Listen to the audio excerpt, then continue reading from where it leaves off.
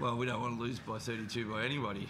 So, no, we have a mindset we want to win. So that's for you guys to do all that kind of stuff. And you know, we're playing pretty good basketball. It wasn't great in the first half today, but then you know, Greg really got us going, got that fire in our belly. The crowd got involved, and you know, and then we started hitting some shots down there, being a little bit more aggressive. It did really get you going. Yeah. You want to comment on that a little bit more? I think it was a pretty pivotal moment of the game, wasn't it? Yeah, well, I'm not sure what was the score, and then. But it was we just came out. Our mindset at the half, you know, in the first half wasn't that good. We were sloppy, you know. We were doing just sloppy turnovers. We weren't doing our defense assignments. Our subs are coming on and not following through what we're doing. Offensively, we were you know, pretty poor with our shot selection. So all those things, and Adelaide feed off them, and they did a really good job. And it wasn't really until, you know,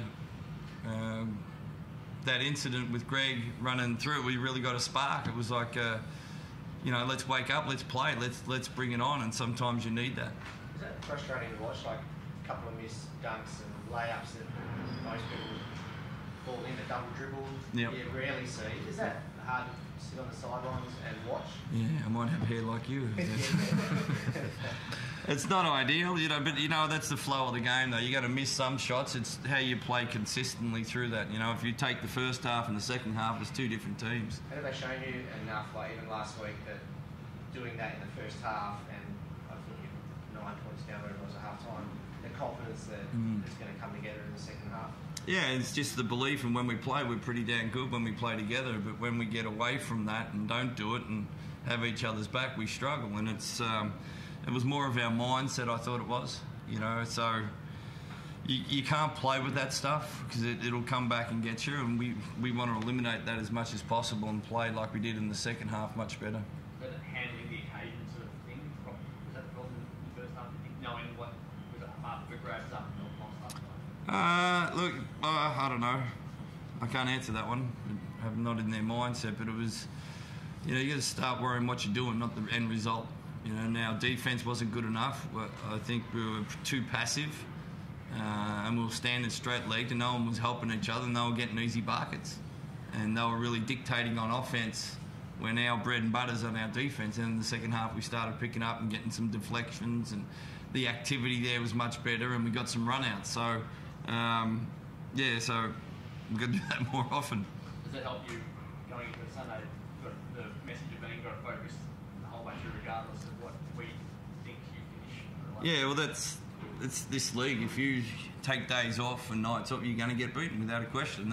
You could be first or last. It doesn't really matter. But, you know, that's controllable, which is the great thing, because when we do play together and play some Wildcats basketball, we're pretty good. So it was 10 points when you were 10 points down when you ran through rolling. You got the whack yourself. Did you have time to think, I'm going to do something here, or did you just go on instinct? Yeah, I think I'm a pretty fiery guy. That's nothing, a statement that I'll hold true to myself, but it's obviously not ideal to give away an unsportsmanlike foul, but I felt like we needed a little bit of a boost in the energy department, and obviously we fed off it. It was, you know, I felt like we needed to just provide a little bit of a spark, and I think physicality, I can do that. I can't, irrespective of offensively, bring something, but if I can change the dynamic of a game through defensive hustle. Obviously, we gave away a silly foul, but yeah, good level fit. So then what was the message up to the blokes as you sort of huddled up and they push and shove, and then from there you're on a run? So what were you discussing as a group out in the court? Yeah, well, I thought we obviously fed off the crowd a little bit more, but we sort of, the change, I think, started from the end of the first half and leading into the second. I mean, we had some great looks, but the biggest thing for us is we can't let offense dictate how we play defense. And once we took a little bit of a reassurance that, you know, defensively we can play with them and stop them, I felt like we started running away with the game. And yeah, the fourth quarter, obviously the very start of the fourth quarter, we didn't want to hit home runs. We just play by play, and I thought it was fantastic. Well, I don't know how many stops we got in a row, and defensively, our identity, as boring as it sounds, you'll hear it in the media all the time, it wins championships. and once we relied on that, we were pretty special. Enjoying the ride to the end? Yeah, I mean, got to be coached by a fantastic guy that has a lot of trust in me, and those guys I share the locker room. They're a special group of guys, and when you're in a position to win a championship, you always want to finish as high as you can. And I think if you can, obviously not looking too far ahead, but there's no doubt I've thought if I could leave my career winning a 4th championship, it would be pretty bloody special. Bryce had 24 in the second half again. So you sit back and, I know you say it every single week, but when you see him continually doing this sort of stuff, what do you think? Yeah, it's pretty good when it goes in. The ball looks good out of his hand when he gets going. So, and it was, I think he only had 5 shots, I think, in the first half. So we'll look at that. And they did a really good job defensively, but the same thing, we didn't execute that well in the first half. And created points. Joey just left here talking Bryce up, as most coaches do, and calling it great. Can he, considering the change in the way that the voting's happening this year, can he go back to back MVP? I think he's the most valuable player in the league, what I've seen, what he does. Look, he gets not only that, but just the attention, and the other coaches make a game plan, try to stop him, and they're great coaches, and we have to try and figure ways to outdo that and get Bryce the ball where he needs to get the ball. So and he delivers. When you shoot 10 of 16, 5 of 6 in the 3-point line, and be able to flush, a bad performance or a bad quarter, and just have the confidence to keep going, that's a special kind of player that, and I've said it before, his skill set, we can catch and shoot and off the dribble, is pretty rare. Normally here in Australia we only get one good out of that, and with that you can do a lot of things with him.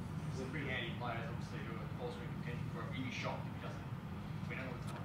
Yeah, well, I think talking about the votes, I think it should be taken out of the coach's hands. There's too much bias that I don't like that player, and the votes don't go that way, and it's happened in the past, and I don't think there's a right. I haven't got the solution for you. I don't think the coaches should take that responsibility of voting for MVPs. It's got to be media or umpires or a combination of past players or something like that. But I think it's too much for the players to have a personal opinion. Sorry, the coaches to have a personal opinion. Did you find it challenging then to vote? Obviously, you can't Correct. vote, right? Yeah, I can't vote for our players.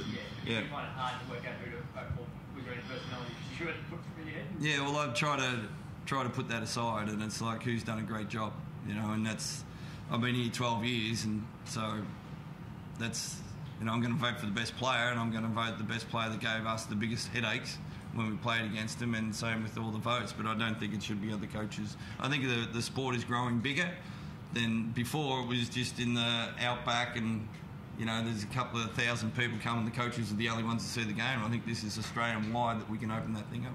Do you think that the credibility of the voting system? How about the game? What else? Right. You made the statement. Yeah, well, I just was, and look, with Greg's been doing this for 9 years. He's providing a spark, sometimes offensive rebound, 50-50 ball, get blood on his head, or hitting a 3-quarter shot, and that's why he's been in this league for 10 years, to create that spark, and in different ways all the time. And he's not playing 15 minutes a game. You're putting him in at times like tonight where you need a momentum.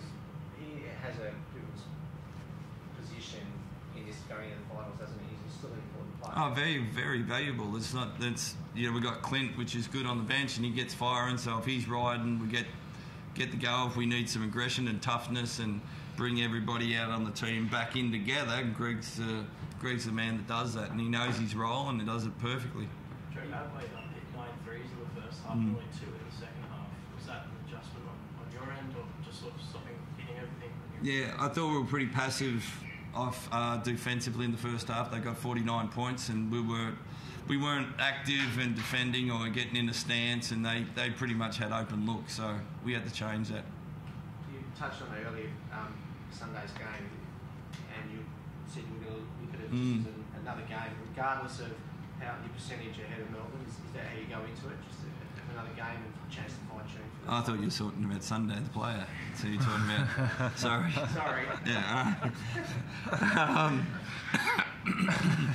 Yeah. Look, we want to win the game without a question. We're not going in there to lose a game. That's a defeatist mentality. We want to go to Melbourne.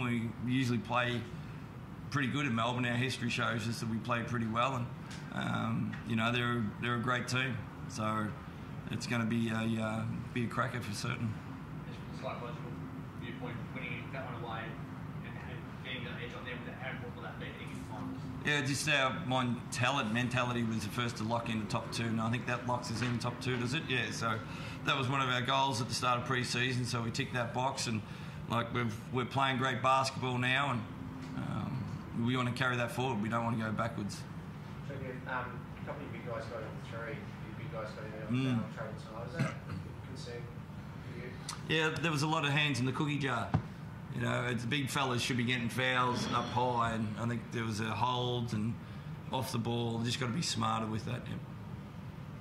Good. All right, thanks, guys.